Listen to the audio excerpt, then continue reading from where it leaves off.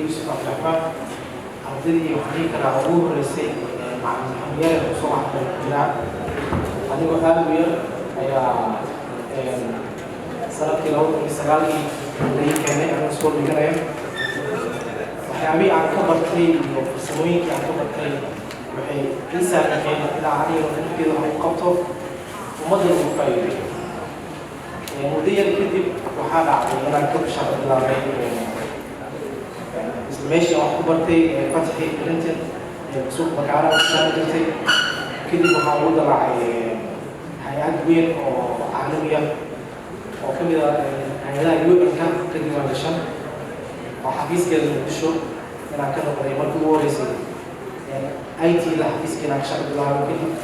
كنا وصل بعض وصل عليه فدي مع المحمية عن كسوف يستي كم إذا هاي بيتك وقف بالله بيتك يوم office skills وصل بري وحين سامحين إلى كل أسبوع إلى هاي كنا ضيفنا كده بين secretary مع حفيز الصومالية هاي هذا اللي كان يشتغل حيوي فوق وصاب سنة حيوي نوته وهاي حقبت بالنامج كلا فيديو علاقتي كده عمودن كان أو كل كوي تركي مركز نومك يا مقصود فيها هاي waxaan aad ugu qabanay dadkii abaarihi kusoo barakacay oo anna ka mid ahaa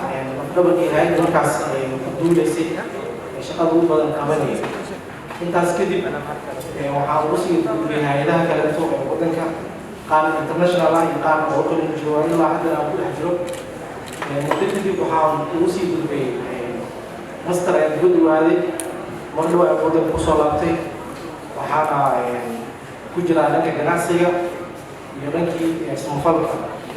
وحنا آد بعض حاجة بوسو استعينا وهم حتى اليوم معلن كيا محمد مع الحسن مع ميرك وعن لا بكرين الآن تيسنا اسمي صوت تجيل لهان وحياو بدن وما نفتي ذو قبتي وما قدرنا على قبتي وحنا آد ما نقول قلنا يعني اللي لا شروط وحقبت كلام وحتر كلام وعلى الأكيد إن كل مهمسيين waxyaabo badan dad badan oo qorinayo caan laga dhigay in ka muhiimsan wax badan laakiin waa wax qabadyaasha aan dad wax qabadkooda aan muqanin ayaa u tilmaami karaa macallimiin oo kamid ah kaas marka anigu si dheeraanayeen waxa aad iyo aad marka lagu macallimiyaa macallin Maxamed Yare iyo ardayda classmates-kii la soo bartay hore